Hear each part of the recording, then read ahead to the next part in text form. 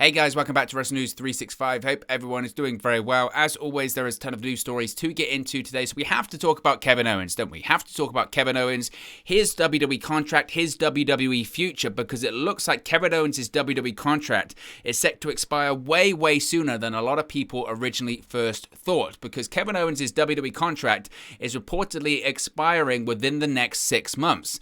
Now, previously, fans on social media would have seen yesterday that Kevin Owens fueled rumors and speculation that he could possibly become All Elite in the not-too-distant future when he referenced his former Mount Rushmore stable with Adam Cole and the former AEW World Tag Team Champions, the Young Bucks. Now, the reference, of course, was very interesting, as Owens mentioned in a spring 2018 interview that he had re-signed with the WWE for 5 years, apparently putting him with the company until early 2023, or around that period of time. Well, in an update, Owens' WWE contract is actually set to expire in January of 2022, not sometime in early 2023. This is according to a report by Fightful Select, which of course is their Patreon service. Be sure to check that out. Sean Ross Sapp, once again, just dropping bombs on the pro wrestling industry. Now, it was noted that WWE restructured several contracts ahead of the COVID-19 pandemic, and Owens' contract was one of those deals that changed. The restructuring led to Owens' contract expiration date being changed to January 2022. And there's no word yet on why exactly Owens' deal was shortened, but of course, if we hear any more about it, we'll talk about it here on the channel and we'll let you know. WWE officials are said to be well aware of when Kevin Owens' contract expires, unlike the recent contract situation with Adam Cole. There's no word on what Owens has in mind for the future, but the Twitter teasers that we have seen over the course of the last 24 hours does indicate that he could be going to AEW soon. Now, these Twitter teasers I'm talking about, as I mentioned, Kevin Owens yesterday tweeted out and then quickly deleted, but he quickly tweeted out the coordinates to Mount Rushmore, which again was the faction that he had with the Young Bucks and Adam Cole. That was in PWG. He also, if you go to his Twitter account, and it says, like, you know, you can say the location. So for me, it'd be like United Kingdom or wherever. When you look at the location for Kevin Owens' Twitter account, it says something like almost there, as if to say, you know, I'm almost there. I've nearly done my time. My contract's nearly up and then I'm out of here.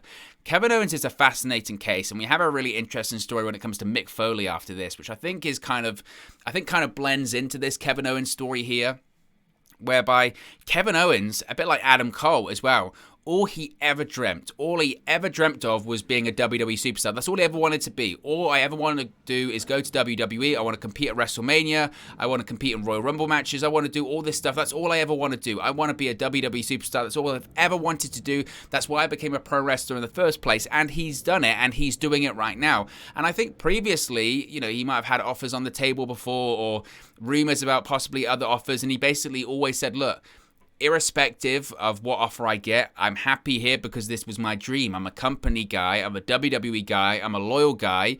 I just don't ever see myself living. My family are happy here. They're comfortable here. It's a guaranteed, well, as much as it can be as a pro wrestler, but it's a guaranteed living, and they've done a lot to help me and my family out, and I'm very loyal to them because of that, and I'm going to do everything I can to make this place better.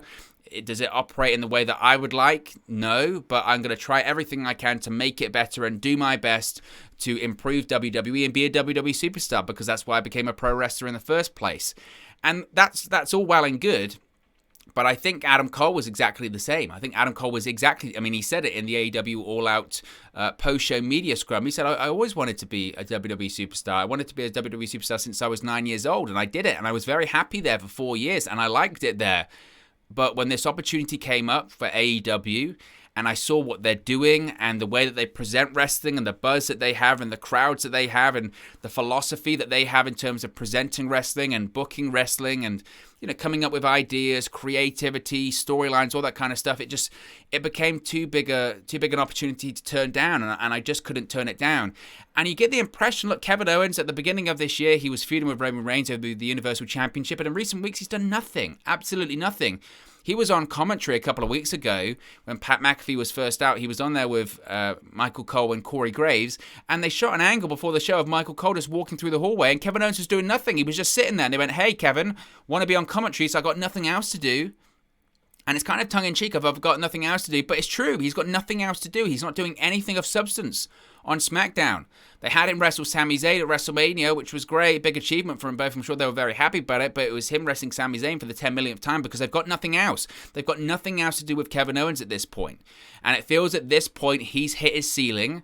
For whether you agree with it or not, he's hit his ceiling and he has no momentum about him anymore. And that system, once again, has chewed him up and is beginning to spit him out. I'm sure they want to keep him there because they would want a Kevin Owens on the roster.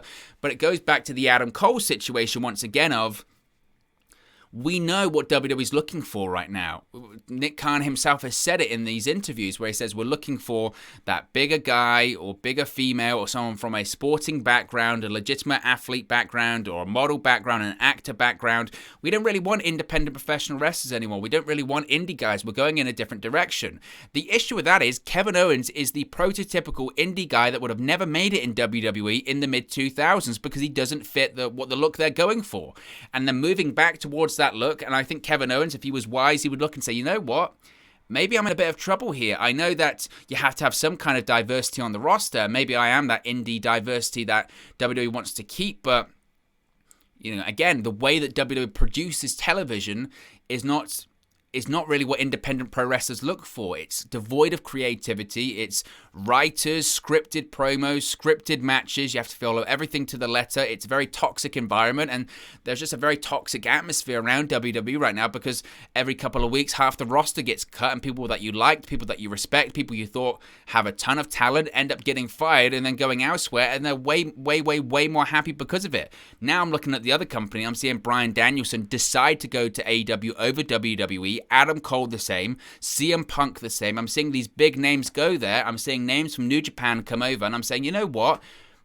Maybe it's the right place. It's not just a case of me going where my friends are or anything like that. It's me going somewhere where I can have fun, I can make good money, and I can feel like an artist. I can feel like I'm contributing. I can feel like I'm fulfilling what I need to fulfill. I've done my time in WWE. Kevin Owens has been there since 2014. It's 2021 now. He's been there 7 years.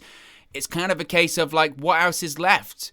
Whether it's main eventing WrestleMania, I don't think that's going to happen at this point. It's over, isn't it? He's done everything he could achieve, and he's achieved a lot. But it feels like at this point, at this period of time, maybe it's right for him to move, and maybe he realizes that as well. Now, of course, it'll be the same thing, I think, as him with Adam Cole, and that WWE will make offers, and Kevin Owens will listen to offers because he's interested. But in reality, just at this point, it's just a case of, like I said, what else? What else is left realistically for Kevin Owens to do now? And I don't know the answer to that. I don't know what's left for Kevin Owens to do because, again, I think he would probably look at it and say, I just, give me a reason to stay. And there aren't many good ones at the moment, to be honest with you. And it's interesting when we talk about Kevin Owens because it does sort of lean in to this Mick Foley story that we've seen over the course of the last 24 hours as well. And that is that WWE Hall of Famer Mick Foley took to his Facebook, this was yesterday morning or so, and issued a video warning to WWE following the all-out debuts of Adam Cole, Bryan Danielson, and Ruby Soho.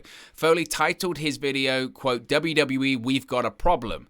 Now, this is what his full comments were. He said, quote, hello, this is the hardcore legend Mick Foley. I'd like to title this video, WWE, we've got a problem. Because I think you do, and I think that problem is that WWE is no longer the place for talent to aspire to.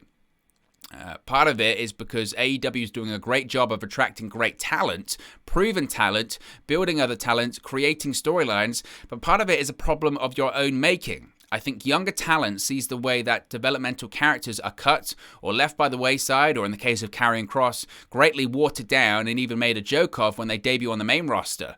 If it's not broke, don't fix it. If I was an aspiring talent now, big league talent with a major decision to make, I'm not sure that I would trust WWE Creative to do the right thing with my career. You guys did wonders with me back in the day. That was a different time, different place. If it was today, I'm not sure I would trust the powers that be with my career in their hands. Until that changes, WWE, you've got a problem. Mick Foley's been well known to be a great promo guy throughout his career, and man, this might be the best promo he's ever done. Because 100%, he is bang on, spot on. I think that perfectly encapsulates the issue with WWE right now. Yes, AEW are doing great things, and they are doing great things right now, AEW, and they are attracting all of these talents, and they're putting on great shows. But this issue that they have right now, WWE, in terms of the competition that is AEW, and I know people could say, oh, they're not competition, they don't draw the same as Raw, they don't draw the same as SmackDown. My response to that would be give it time. Give it time, because as more people leave and they decide, you know what, I want to go to AEW, that will change. That absolutely will change, because the perception within pro wrestling right now is that AEW is the place to be. It's going to be maybe a year, a couple more years or something like that. But once that filters out into the general public, into not just pro wrestling fans, but just in terms of the casual fan, that AEW is the place to be and the product to watch, then WWE has an issue. In 2 years' time, when contracts start to come up in terms of television rights, in terms of NBC Universe 1 Fox, that's when WWE has a problem, and they need to fix that problem now. I don't see it happening. I really don't see that happening. I see WWE being just very happy with the money they're making right now, which they should be, but they should be looking at this problem on the horizon, and I don't think they are. I think they're just being snobbish and sort of shrugging, going, it's not a problem, but it's becoming a problem. Mick Foley, when he says that last paragraph, it's damning, and it's spot on with WWE. If he was an aspiring talent right now, big league talent with a major decision to make, he wouldn't trust the WWE creative with his career in the palm of those hands. He would have in the past, but now it's a different time. And I agree with him. I totally agree with him. I think it's damning. I think the issue right now is that that system is fatally flawed and broken. And people can say, well, Roman Reigns is doing great on SmackDown. That is one person that is a main event level talent. When you're talking about new guys coming up from NXT or coming up from developmental, time and time again, they're saddled with bad gimmicks, bad writing, or bad booking decisions, or all of the above. It just doesn't work out.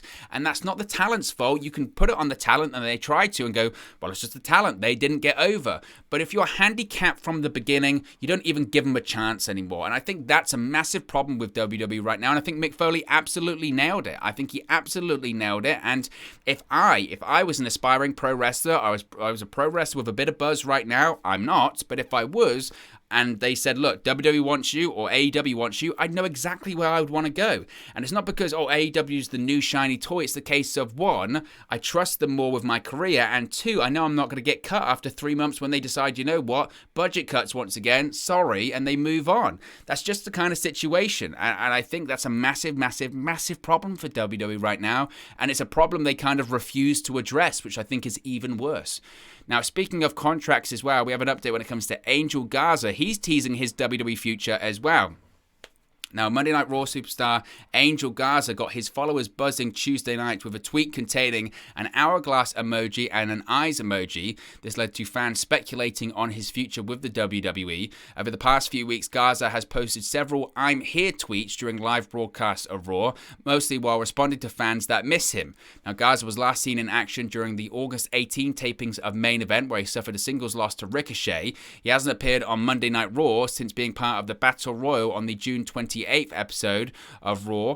Back in May, Garza was on a winning streak on Raw, defeating Drew Gulak in 3 consecutive singles matches. At the time, it was believed he was going to become a mainstay on the Red brand, but that hasn't happened. And I think this is a case of, once again, these younger talents that come up initially have a bit of a push and they just disappear. And the blame's put on them. They didn't get over all this kind of stuff, but they never really got a chance. If Angel Garza does leave or his contract's up or whatever, where would he go? I didn't even think he would go to AEW. I don't think that would be the right move to him. I think there's plenty of other promotions, and that's the thing as well. AEW has a lot of buzz right now, but there are plenty of other places to go as well, and you can make just as good money as you could in WWE, especially if you're a guy that's lower down on the totem pole, because you have all of these other avenues and revenue places, whether it is Twitch, whether it is Cameo, whether it is whatever you want it to be, Patreon, you name it. So I think if Angel Garza left WWE, I think he'd be very successful going back to Impact or Ring of Honor or MLW or the NWA or just going back to Mexico, AAA. There are plenty of options for someone like him. And if he's not being used in WWE, he's just another guy sitting in catering. And that's not his fault. That's not his fault. You can blame him, or he just can't get over. He hasn't been given the opportunity. And when he has, he gets given bad promos, or the weird thing is, he can't speak English well enough. And it's kind of a case of, why does he have to? Why does he have to? Give him the opportunity to succeed. Don't blame him for his deficiencies. Try and find a way around and try and find a way of making it work. And they just don't try and do that in WWE. And for me, that's just incredibly frustrating. We have an update on the SmackDown ratings from this past Friday as well. Friday's live edition of SmackDown drew an average of 2.220 million viewers on Fox, according to Nielsen via Showbuzz Daily. The final number is up over 3% from the overnight viewership that was released on Saturday morning, which, to be honest, again, is just not really worth paying attention to. The number is down, though, just from last week's final SmackDown viewership of 2.250 million viewers for the post-SummerSlam episode. Friday SmackDown drew a 0.62 rating in the key 18 to 49 demographic, which is up over 5% from last week's 0.59 rating. SmackDown ranked number 1 in the ratings in the key 18-49 demographic for network television for the 4th week in a row. SmackDown also ranked number 1 in the 18-34 demo this week for the 4th week in a row, and number 1 in the 25-54 demo for the 4th week in a row as well. SmackDown came in at 5th for the night in terms of viewership on network television too, so they'll be very happy with that. Friday SmackDown drew one of the best key demo ratings of the year, and the best since fans returned to the crowd. Friday's viewership, as I mentioned, was up just over 1%, but the key demo was up over 5%, so they'll be happy. And SmackDown's episode from year on year was up over 4% from the same week in 2020, and the key demo was up over 3% from the same week in 2020. So in reality, WWE being happy with that. And again, that's what people will point out when I'm saying these things about WWE. They'll be like, well, it's not broken, look at SmackDown. I go, okay, but couldn't it be better? Don't you see that and think, that could be so better? They're on network television. They're already doing these great demos and these great viewership, but it could be better. Now, those WWE loyalists and just strange people on social media will be saying, well, look, they're doing great numbers. And I would say, well, debatable, but they're doing good numbers in terms of the demo, in terms of viewership. It's not broken. And you could go, okay, that's SmackDown, though. Try and watch an episode of Raw for 3 hours. That's pretty tough. But look, WWE will be happy by that. It was a strong show, Universal Championship main event. So they'll be happy with that as they build to bigger events to come, such as Crown Jewel over the course of the next few weeks. Last night was, I guess, the final episode of NXT as we know it, before the revamp episode next week. And it saw Ridge Holland and Pete Dunne turn on Oney Lorcan and Danny Burch. Pete Dunne and Ridge Holland have kicked Oney Lorcan and Danny Burch out of their group because they were dead weight. Last night's NXT main event saw MSK retain the NXT tag team titles over Burch and Lorcan in what was supposed to be their shot at getting the titles back after being forced to relinquish the titles months ago due to Burch's shoulder injury. But after the match, Dunne and Holland entered the ring and attacked Burch and Lorcan, taking them out with a double team and leaving them laying. NXT went off the air with Dunne and Holland looking on, standing tall together. So I guess that faction's over. No, this is the thing about NXT at this point, to be honest with you. Look, the episode was taped last night. It is what it is. But I find myself seeing these shows and being like, I just can't get invested in them anymore. I would struggle to get invested in them anyway. But especially when I know that changes are coming and you just can't invest in the characters just in general because you know they're going to change every 5 seconds. Or they could be, once they get called up to the main roster, they'll be completely different, or they might be fired next week. All that kind of stuff just says to me, how can you get invested? How can you get attached to that? So that can happen last night, and it did, but I struggled to care. I'll be honest with you, I struggled to care. Moving on, last night as well, we saw the debut of the Creed brothers in their NXT debut. They dominated. The Creed brothers have officially arrived in NXT. Last night's episode on USA Network saw Julius Creed and Brutus Creed debut as members of the Diamond Mine. They came to the ring with fellow competitor Roderick Strong, coach Heitman, and manager Malcolm Bivens. The match saw Brutus and Julius dominate two enhancement talents, Paxton Averill and Chucky Viola. The Creed brothers decimated the enhancement talents and finished them off with several power moves. To me, I think they look fine, relatively impressive. To be honest with you, we mentioned about this new vision and what WWE is looking for in, when it comes to talents going forward and recruiting talents going forward. They're looking for that. That is exactly right there what WWE are looking for. When they say they're looking for guys that are amateur wrestlers in the past or have a sporting background or are bigger, taller guys or whatever that may be, that's what they're looking for. They want a roster full of guys like this. That's what WWE is looking for. And look, if the Creed brothers get better in the ring, I'm sure there'll be a massive success in WWE because that's the vision. That is the vision for what WWE and Vince McMahon are looking for next. So it'll be interesting to see what happens with there. Next week is going to be the NXT Revamp. As I mentioned, and two big matches have been announced for this live episode of NXT on the USA Network, the Revamp. One will be the NXT Women's Championship being on the line as Raquel Gonzalez defends against Frankie Monet. After words between Monet and Gonzalez for the past few weeks, last night's show saw Robert Stone rush back from the office of NXT General Manager William Regal to inform Monet and Jesse Kamer that Regal has granted Monet's shot for a title match next week. Next week's show will also feature a fatal four-way to determine the new #1 contender for the NXT Championship. The participants are LA Knight, Tommaso Ciampa, Pete Dunne, and Kyle O'Reilly. It's been heavily teased that Pete Dunne is going to be Samoa Joe's next challenger, so I'm probably going to say that Pete Dunne wins that, but could be wrong.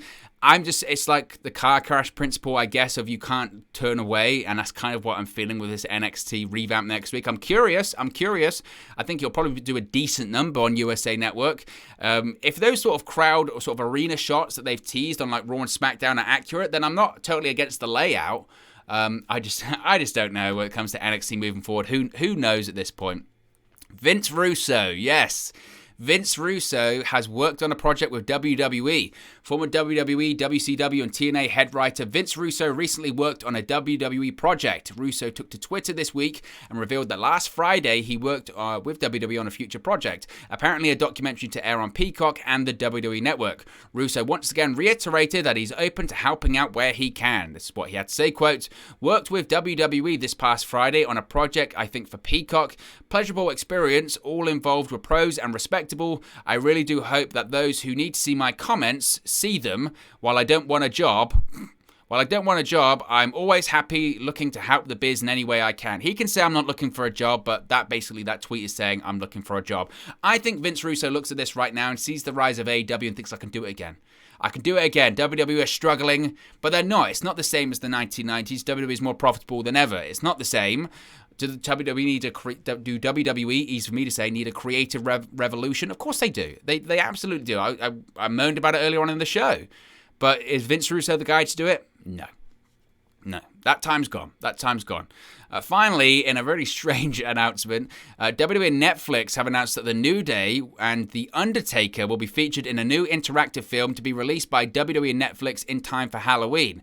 Netflix Interactive announced yesterday that Escape the Undertaker will be released on Tuesday, October 5th. The interactive film features The Undertaker and The New Day. Viewers will be able to decide the fate of The New Day as they enter Taker's mansion. It said, this was the synopsis of the film, "In this interactive film featuring WWE superstars, The Undertaker has set a trap for the decorated tag team The New Day at his mansion. What they don't know, The Undertaker's mansion is an extreme haunted house. Packed to the brim with supernatural challenges, it's up to viewers to decide the fate of these three poor souls trying to survive the wrath of The Undertaker." I don't even know what to say. I will have a look, but I don't know. WWE, when it comes to films, is just very hit and miss. But look, guys, as always, it's just one man's opinion. What are your thoughts on all of these WWE news stories we've spoken about today? Let me know your thoughts in the comment section below. I'll do my best to respond and reply to all of your comments. Really enjoy interacting with you guys, talking about WWE, AEW, Impact Wrestling, New Japan Pro Wrestling, all things pro wrestling here on the channel. So be sure to get involved in the community. Drop a comment below. All opinions are welcome. If you have enjoyed this video, please do smash a like on the like button too. Really does help us out here on YouTube. Got the rankings and get into people's recommendation feeds if they haven't seen our videos previously. But most importantly, if you haven't already, please do subscribe to Wrestling News 365. You can do that by clicking the bottom right-hand corner of the screen right now. Or if you wait a few seconds, there'll be a subscribe button at the end of this video, along with another video for you to watch. Thank you very much for watching, listening, streaming, or having come across this video today. And I'll speak to you again very, very soon. Hey guys, thank you for watching, listening, streaming, or however you come across this video today. Be sure to click on the video on the right there to watch our next video, or click the bottom there to subscribe, or the bottom right hand corner. Thank you very much, and I'll speak to you again very soon.